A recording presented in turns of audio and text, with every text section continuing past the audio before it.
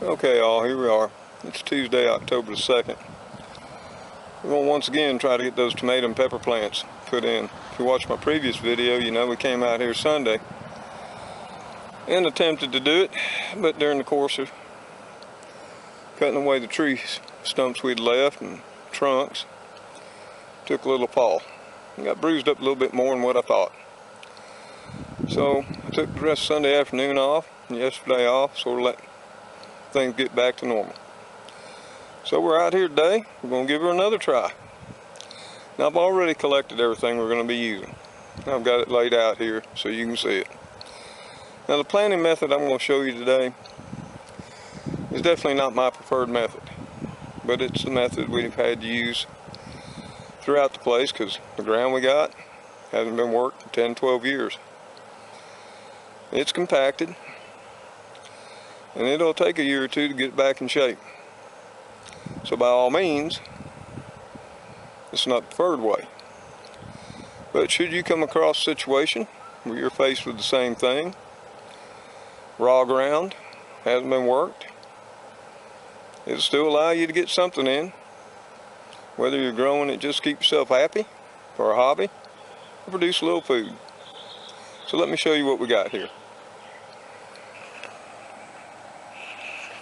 So we've got our 4 California Wonder starts here. And I planted them 3 to a cup. And we've got our 4 beefsteak tomatoes here. Now both the California Wonder green peppers and the beefsteak tomatoes, they're heirloom varieties. Got us a little bit of fertilizer, some worm castings, and the tools we'll be using. Now you might wonder what that mallet's for, and we'll show you that as we go along. We've also brought out a planting shovel. It's got a D handle, short handle, long narrow blade. And this is what you'd normally use, you know, when you're trying to dig you a planting hole for plants, trees, or shrubs. But I'm going to show you why today it's not going to quite work out.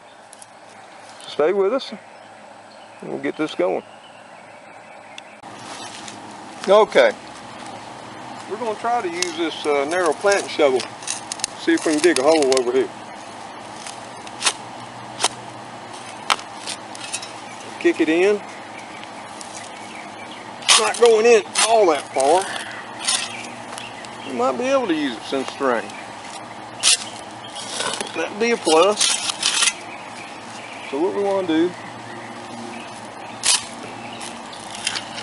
these are 3-inch pots. We'll make us about a 6-inch or so diameter planting hole.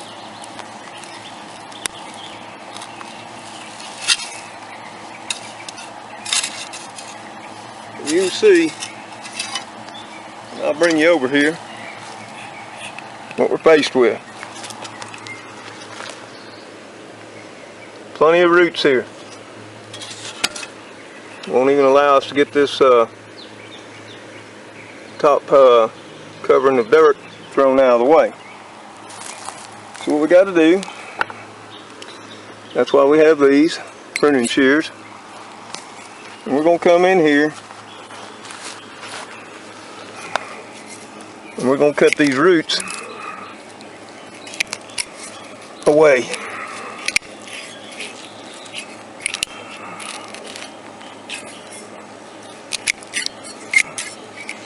See? Now the pile of dirt moves. And there's going to be plenty more roots in here. We're going to continue on because our pots are about 4 inches deep. So we're going to try to dig this down about 6 to 8 inches deep.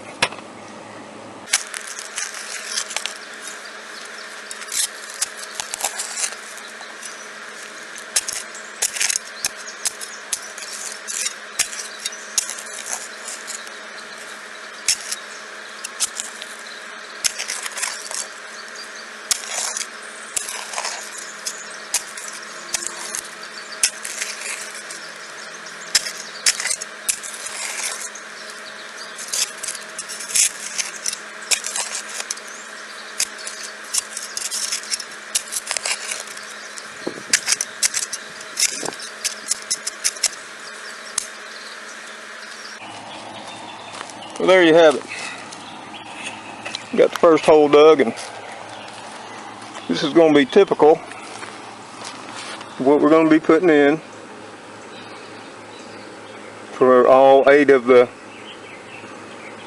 plants we're going to be putting in today.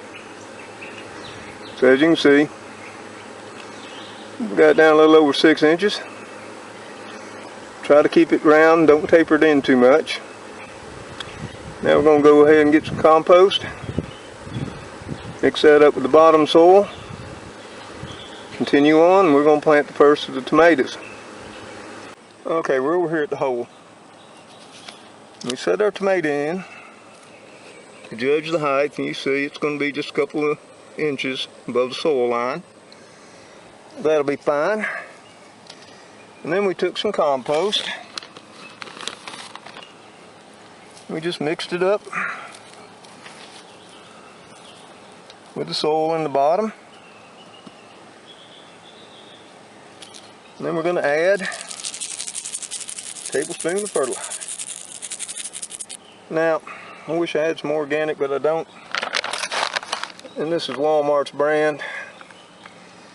And that, specifically for tomatoes. And I try to stay as organic as I can. That's what I got on hand. I'm not going to notice it next year. I'll be better prepared. So now what we got to do, we got to get the little tomato out of the pot and get her set down in here. Okay, we have the tomato out of the pot. You can see it's got a well-developed root system. We started these from seeds ourselves. Now we're going to set it in the hole and start bringing some dirt and compost in around it.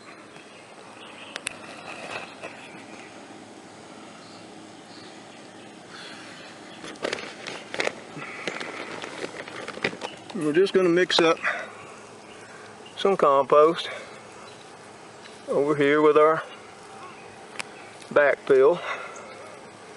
We're just going to start raking that over in the hole. So I'll come back when we get it all filled in, show you what we got. Okay, as you can see, we backfilled the hole, but we didn't fill it all the way up. We left it about 2 inches from the top. And you may be wondering what I'm going to do with my worm castings. I didn't put them in the bottom. No, I didn't. What I'm going to do is I'm going to take a handful of them. And I'm going to sprinkle it here on the top. Mix it in good. Put a little bit more soil and compost mixture on top. And then off camera, I went ahead and made up a couple of gallons of fish fertilizer in my sprinkling can. And that's 2 tablespoons per gallon. This is Alaska fish fertilizer. And I'll use that to water it in. Now, why did I wait to put the worm castings near the top? Well, if you remember, I put the tablespoon of fertilizer down in the bottom of the hole. That's going to feed the plant for a while. Now I wanted to put the worm castings in up top. That way, as I water the tomatoes, the rain waters them, all that worm casting goodness is going to leach down into the root ball. Had I put it at the bottom of the hole, well, as it rained, and it does rain rather prolific here, went to the sides, my nutrients would just leach further in the soil away from the root ball. So that's why I did it. So all we're going to do is we're going to take a good handful of the worm castings. You don't got to worry about this stuff. It won't burn your plant. You can see how rich and black it is. And we're just going to sprinkle that in right around the plant hole. Just going to take our fingers, mix it in a little. Then we're going to take a little more of the soil. And we're just sort of going to cap that planting hole with it.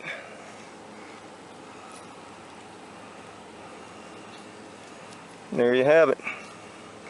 Now do not fill your hole all the way up to the top of the surface of the ground. Leave you a little well in the ground.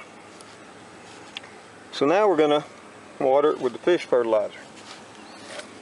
And you're going to be able to see why you want to leave a little well there. Because it's going to help you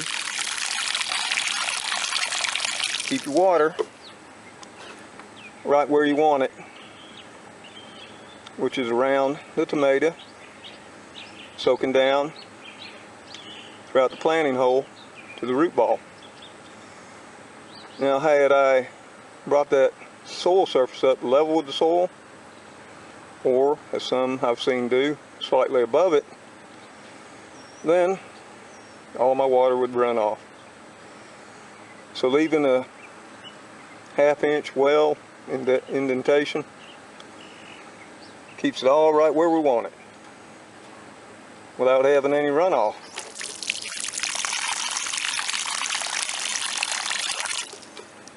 And it doesn't take a lot of water. We'll probably hit it with a third one after it soaks in. So what we're going to do is we're going to repeat this process.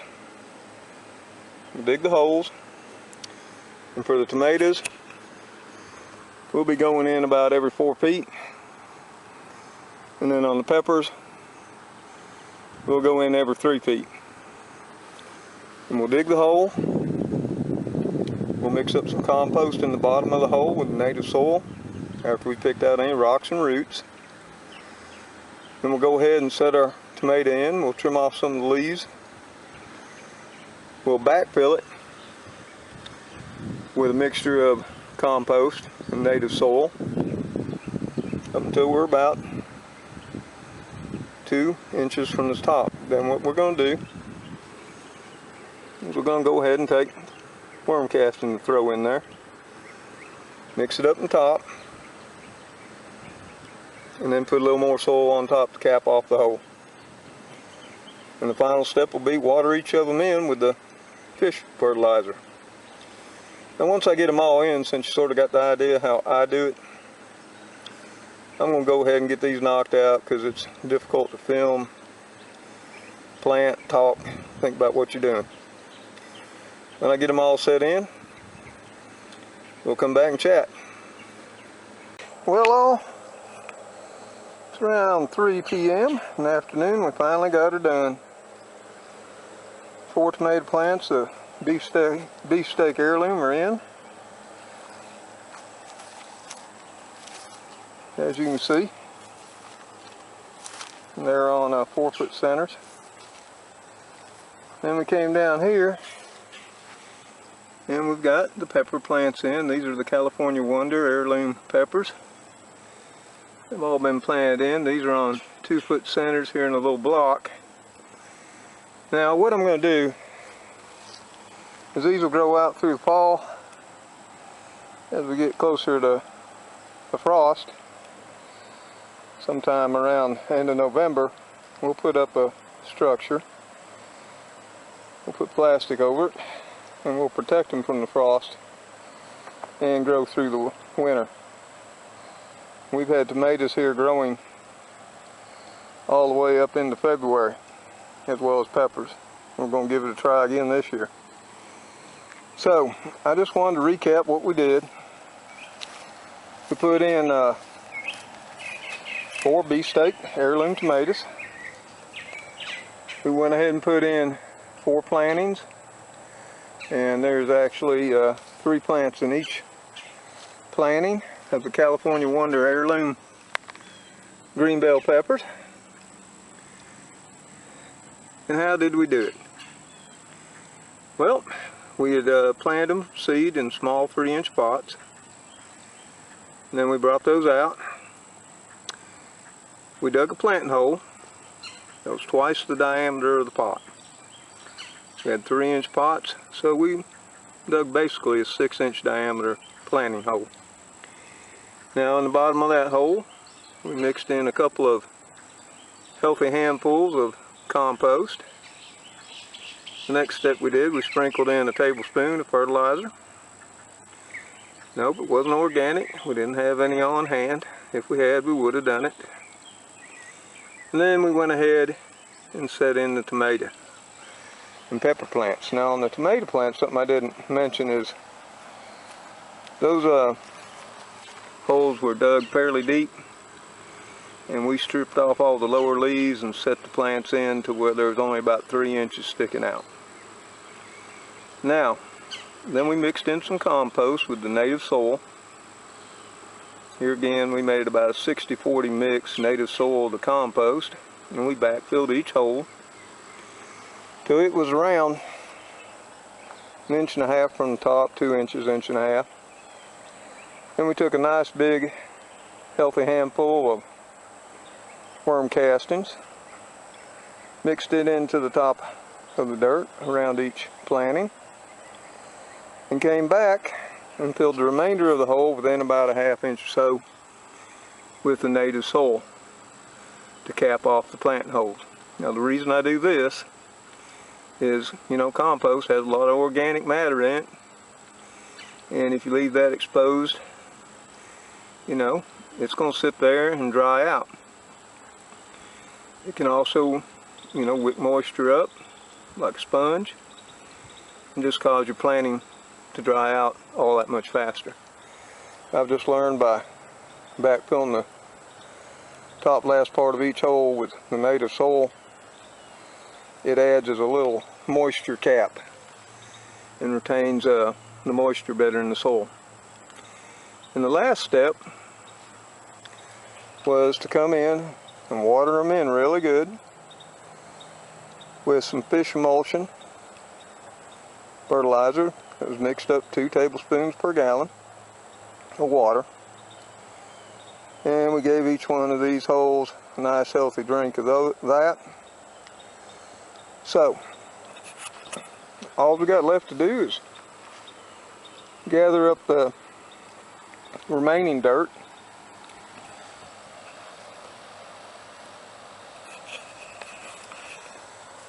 We'll gather up the remaining dirt, and we're going to transfer that over to the compost pile. That'll just inject some more soil microbes and beneficial bacteria into our compost pile. Then we're going to come back, pick up the rocks, we'll dispose of them, and then rake up the roots that we got here, and those will be discarded in the burn pile. And what we'll do later on is we'll come back in through this area and lay down a layer of cardboard, and then we'll come on top of it with a layer of grass clippings and leaves. And that's just all for weed suppression. And it'll be done. So boys and girls, there you have it. We're all finished up. I haven't seen the video yet. I won't see it until I edit it. Hope it wasn't too crude.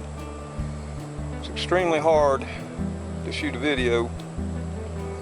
Try to remember what to explain as you go and do the work all at the same time. I do the best I can. Now understand, this wasn't the preferred planting method with this particular piece of ground. It's not been worked or had anything planted in it since 2007, 2008. So it will become a garden plot again. It used to be back in the day. With every year we'll start amending it again with compost, leaves, grass clippings, and what have you, and it'll return to its former glory. That wasn't the case today. But if you're trying to grow some food, or maybe you moved into a new house or a new piece of property, what I wanted to try to show you is, no matter how rough your patch of ground is, you can do it. Yeah, it's going to take some effort. One thing, I mentioned when I went through what I brought out here to start this, I had a trowel and a mallet. I didn't have to use them, not this time.